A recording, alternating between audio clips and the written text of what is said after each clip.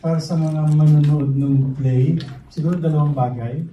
Sana makita ng mga nanonood kung gaano ka hirap, kakomplikado, at gaano kasarap at ka-personal ang magsulat ng kwento na gaya ni Lucas. And then ikalawa, para sa lahat ng mga manonood, sana pagkatapos sila mapanood ng play, mas lumaki ang mga puso nila para ma-contain doon lahat ng klase ng tao at nilalang. Tao man o tauhan man, bakla man o tomboy man, o nagkasala man o nagkamali, o nakulong man o hindi, totoong tao man o gaya din sa Malyaga na fantasy na lugar, na saan maging mas malaki yung puso nila para magka-espasyo para sa lahat ng klase ng tao.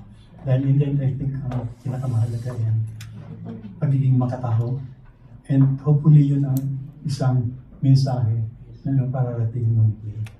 And maraming salamat sa pagkakataon ito na ginawa ng pangkat o grupo ito yung play ko at bibigyang buhay.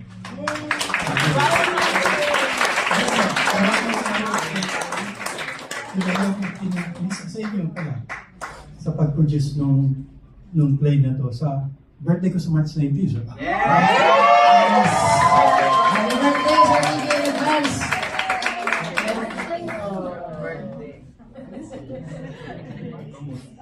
LJ, just a few words before you...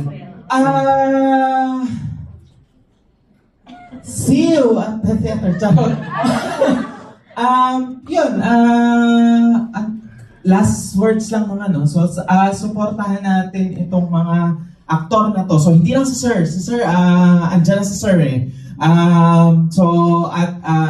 Kung nagtiwala sa kanila si Sir, sa amin si Sir, so sana magtiwala din yung mga manonood na kaya naming maikwento yung isang napaka-special na nobela. Hindi lang para sa author, kundi sa napakaraming readers sa magkakaibang generation. So, yun. Kita-kita po tayo sa teatro. Thank you very much, LJ. Grego? Maraming salamat po sa pagkakataong ito. Wow. I'm still excited and anxious at the same time. Right now, overwhelming din ito para sa akin. Gusto ko magpasalamat ng personal kay Sir Ricky, kay LJ, kay Lisa, and everybody, to all the actors. This is an opportunity for us to create something that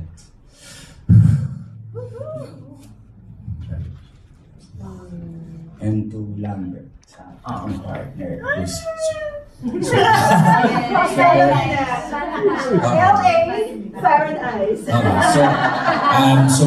supporting me all the way dito sa project na to.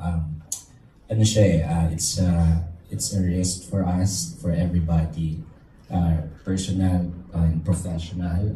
This is also something very special kasi that the book is dear to us, dear to me, and it brought me back to reading again. Reading books.